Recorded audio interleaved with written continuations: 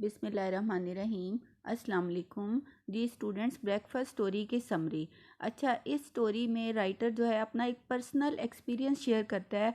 वो कहता है कि जब भी मैं इस वाक़े को जो उसकी ज़िंदगी में हुआ था, कहता है मैं जब भी उसे याद करता हूँ तो मुझे बड़ी खुशी मिलती है। कहता है एक दफ़ा मैं गुज़र रहा था पहाड़ों में घिरी हुई एक खूबसूरत वादी से, और बहुत सुबह का वक्त था और सर्दी काफ़ी ज़्यादा थी। इतनी ज़्यादा नहीं थी कि बर्दाश्त ना हो सके, लेकिन इतनी थी कि मुझे अपनी जेबों में अपने हाथ घुसेड़ने पड़े और तेज़ तेज़ चलना पड़ा ताकि मैं उस सर्दी को ओवरकम कर सकूं। तो कहता है कि मैं खेतों के दरमियान में एक सड़क पे से जा रहा था, तो मैंने देखा कि सामने एक खैमा है और खैमे के बाहर चूल्हा जल रहा है और उसमें से आग निकल रही है, धुआं निकल रहा है, धुआं ऊपर की तरफ बढ़ रहा है। तो वहाँ पे कहता है जब मैं नज़दीक पहुँचा तो मैंने देखा कि एक औरत है जो कि उस चूल्हे पे काम कर रही है और उसने गोद में बच्चा उठाया हुआ है और उस बच्चे को भी साथ साथ वो फीड करवा रही है। तो यंग लड़की है।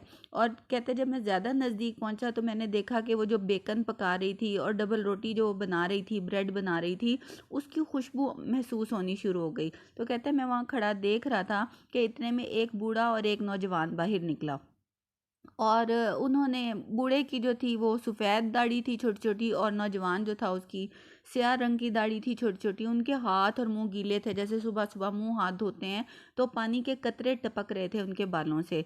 तो जैसे ही उन्होंने इसको देखा तो उन्होंने इससे पूछा, उन्होंने इसको सलाम किया, गुड मॉर्निंग बोला, इसने भी जवाब दिया। फिर वो लड़की जो थी अपने काम में मगन रही, उसने इसकी तरफ कोई तवज्जो नहीं दी। उसके बाद उस बूढ़े ने इससे पूछा कि क्या तुमने नाश्ता कर लिया है? इसने कहा कि नहीं। राइटर ने कहा कि नहीं किया। तो उसने कहा ठीक है, हमारे साथ बैठ जाओ। अच्छा, फिर वो जो यंग मैन था, नौजवान था, उसने उससे पूछा कि तुम भी कपास चुनते हो, कॉटन पिकर हो? उसने कहा कि नहीं। राइटर ने कहा कि नहीं, मैं तो नहीं चुनता।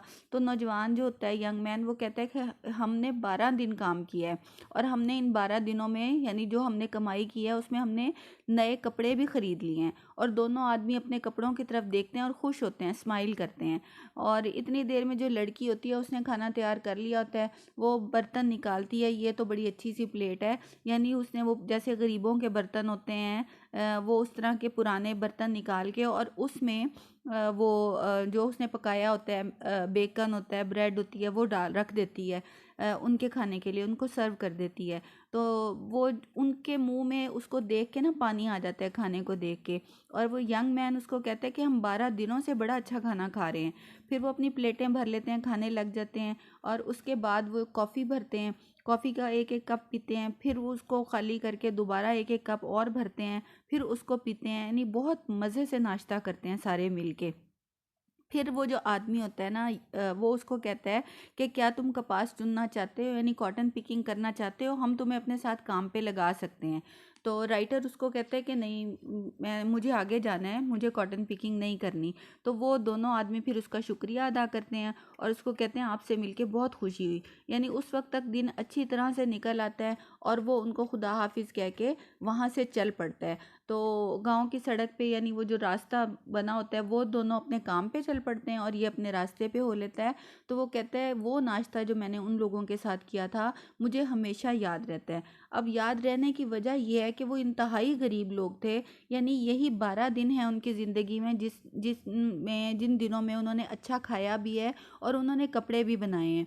और वो इतने खुश हैं कि वो बार बार खुदा का शुक्र अदा करते हैं और वो अपने नाश्ते में उसको शेयर करवाते हैं। यानी वो इतने कंटेंटमेंट है उनकी ज़िंदगी में, इतनी कनात है, इतना सुकून है कि जैसे आजकल का जो दौर है मटेरियलिस्टिक, कि हम किसी के साथ कुछ शेयर नहीं करना चाहते और इवन अपना काम भी वो शेयर करने के लिए तैयार है। नाश्ता तो कराया ही है, वो उसको अपने साथ काम पे भी लगाने को तैयार हैं।